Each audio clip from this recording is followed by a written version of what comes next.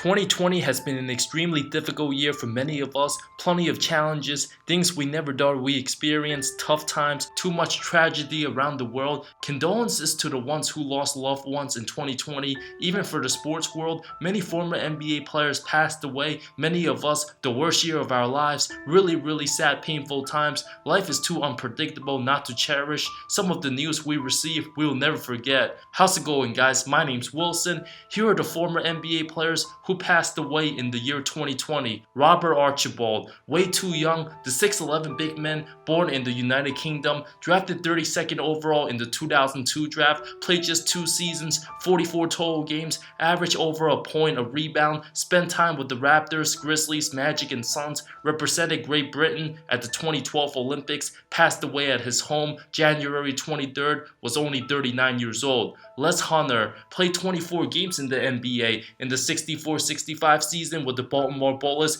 averaged 1.8 points, drafted by Detroit in the 64 draft, former star for the Loyola Chicago college title team. The 6'7 power forward was spent 6 seasons in the ABA, became a 2-time ABA All-Star, had career averages of 12.3 points, almost 7 rebounds, passed away from cancer March 27, age 77. Mark McNamara, the 6'11 center, spent 8 seasons in the NBA, 5 different teams out of San Jose, California, drafted by the Sixers 22nd overall in the 82 draft, a role player, averaged 3.5 points, 3 boards in limited minutes, won a title as a rookie for the 83 Sixers, also played 2 seasons with Showtime in 89 and 90, 278 games, passed away April 27 at 60 years old of a heart failure, had been dealing with heart issues for several years. Jim Tucker, the 6'7 power forward, played 3 seasons in the NBA, way back in the 50s, drafted by the Syracuse Nationals in 54, averaged 4 points, 3.5 boards,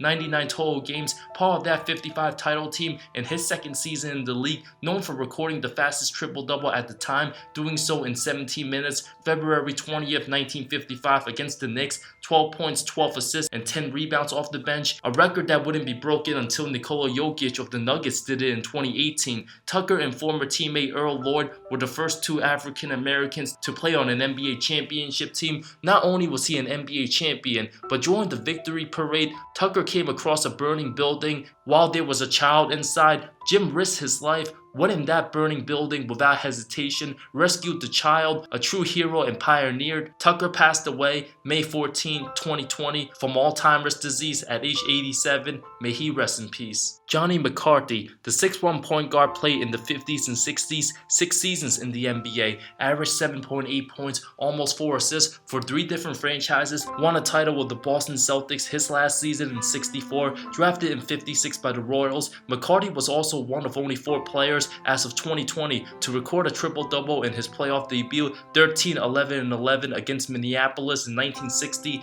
Magic Johnson, LeBron James, and Nikola Jokic the other 3. McCarthy passed away from natural causes May 9th at 86. Bruce Seals, the 6'8 forward, played 3 seasons in the NBA, first 2 with the ABA, averaged 10.3 points, 4.6 rebounds for his NBA career for the Sonics in the mid to late 70s, retired from the NBA at just 24, played overseas after. Seals passed away December 15th after battling cancer. He was 67. William Rodney Bird Averett, the 6'1 shooting guard, grew up in Kentucky, played college ball at Pepperdine, 4 total seasons with the ABA and NBA, just 2 with the National Basketball Association, 12.1 points for his career, part of that 75 ABA title team. Buffalo and New Jersey were the 2 NBA teams he was a part of, passed away December 12 at age 68 of natural causes. Eugene Kennedy, the 6'5 small forward, spent 5 seasons with the ABA, only one with the NBA in the 76-77 season with the Rockets,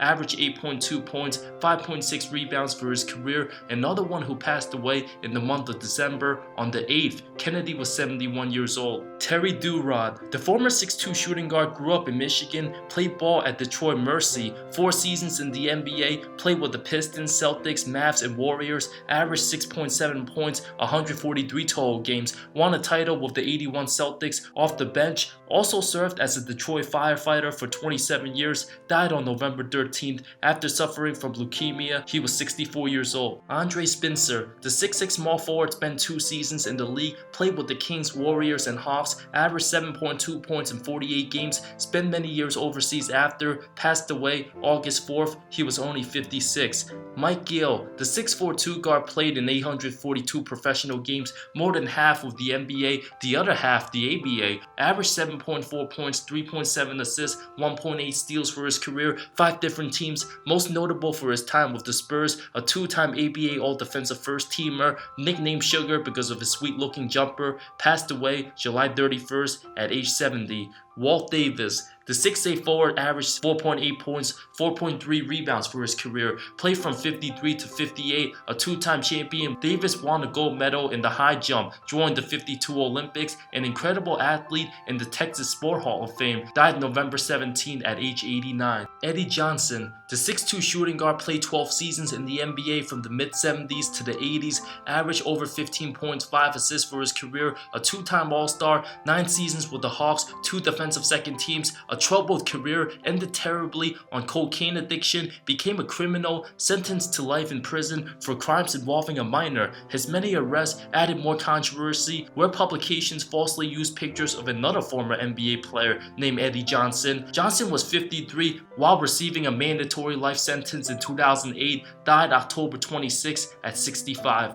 Dick Garmaker, former Minneapolis Laker great, the 6'1" guard was a 4-time All-Star from 57 to 60, averaged over 13 points a game for his career, came into the league after George Mikan's time, made one All-NBA team, played college ball at the University of Minnesota, passed away June 15th, he was 87. Cliff Robinson, Uncle Cliffy, known for his ability to knock down the long ball, one of the first stretch bigs, a good NBA player, would be awesome in today's game. A 1-time All-Star, averaged over 14 points in 1,380 games, 2 defensive teams, former 6th Man of the Year, averaged over 20 a game 3 times, known for his Blazers days, played a strong role for the franchise that made 2 finals in 90 and 92, played 4 seasons with the Suns, his last year with the Nets when he was 40 years old in the 07 season. One of the best players in UConn history. At 6'10", he was the tallest player to make more than 1,000 threes before Dirk Nowitzki surpassed him. Robinson became an entrepreneur in the cannabis industry post-career, sadly died of lymphoma on August 29th. Robinson was only 53. John Thompson, one of the most influential figures in college basketball history, Big John was inducted into the Basketball Hall of Fame. A Georgetown coaching legend, 27 years with the Hoyas, the first African-American head coach to win a major collegiate title in basketball, played college basketball at Providence, 2 seasons with the Boston Celtics in 65 and 66, winning 2 titles in the NBA. One of the best leaders in all of sports, looked at as a role model. Thompson passed away August 30th. He was 78. May he rest in peace. Jerry Sloan, legendary Jazz head coach, Hall of Famer, also a great player who spent 10 seasons with Chicago, 1 with Baltimore, averaged 14 points as a 6'5" shooting guard, tenacious on D, 6 defensive teams, 4 defensive first teams, a 2-time All-Star, the first player to have his number retired by the Bulls, coached from 78 to 2011, became the Jazz head coach in 1988, 16 consecutive seasons of making the playoffs, 2 finals, a brilliant basketball mind, implemented the Stockton Malone pick and roll style.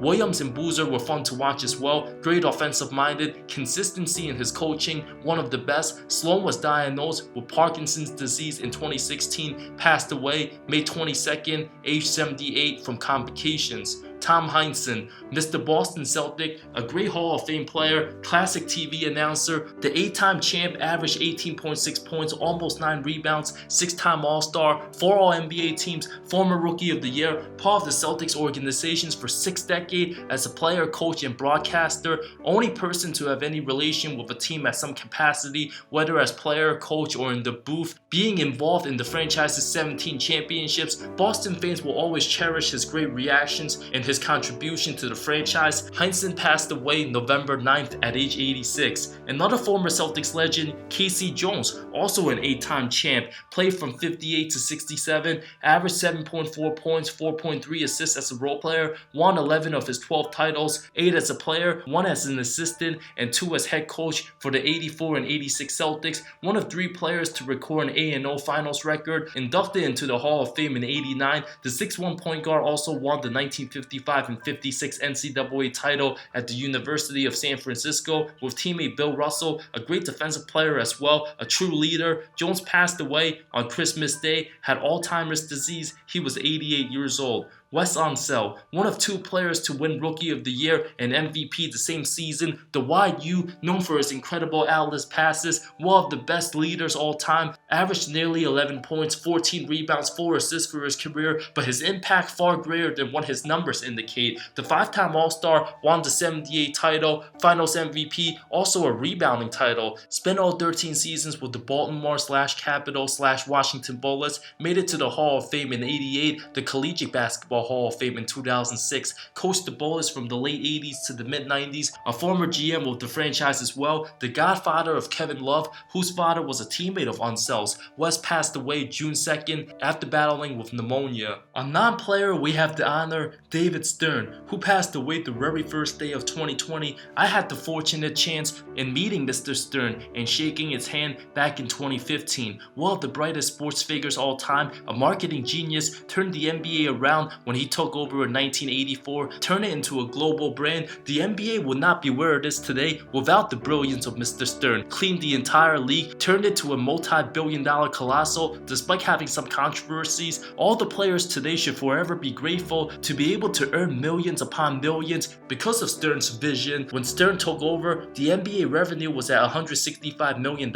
When he stepped down in 2013, soared all the way to $5.5 billion. After 30 years of huge success, the longest tenured commissioner in the history of North American sports leagues, Stern passed away after suffering from a brain hemorrhage from 3 weeks before his passing. He was 77. My favorite player, Kobe Bryant. Sad year. 2020 has been extremely difficult. Really cannot put into words how painful this is. If we learn anything from 2020, it's to not take anything for granted. An unexpected tragedy. I never thought anything like this could have been possible. January 26, 2020. The year 2020 simply went downhill from there. Sometimes things are just not fair in life, and there's nothing we can do to go back in time. Every day is a blessing and reminds us of an opportunity to better ourselves and to accomplish what we desire to achieve. A lot of divisiveness also happening around the world throughout 2020. All the angers and emotion, we all have a responsibility to make the world a better place and achieve our dreams. The Mamba inspired millions around the world. I was one of those kids growing up in the 2000s in awe of Kobe's greatness. Very tough times. This one will continue to hurt for a while. Some things we will never be able to understand. Remembering everything like yesterday when he was winning championships with the Lakers, to his very last game, to his retirement ceremony. The whole world misses Kobe Bryant. Just hard to put it into words. The most devastating news I ever received. Saddest day of my life. The other victims in the devastating crash and everyone who tragically lost their loved ones in 2020. Condolences and prayers as we put 2020 behind us. 2021 should open the door for a new and bright opportunity, optimism and hope. We all got through the toughest year for many of us together. Better days will come in 2021 and beyond. Thank you so much for watching this video. Hope everybody learned important lessons from 2020 and may 2021 bring better times.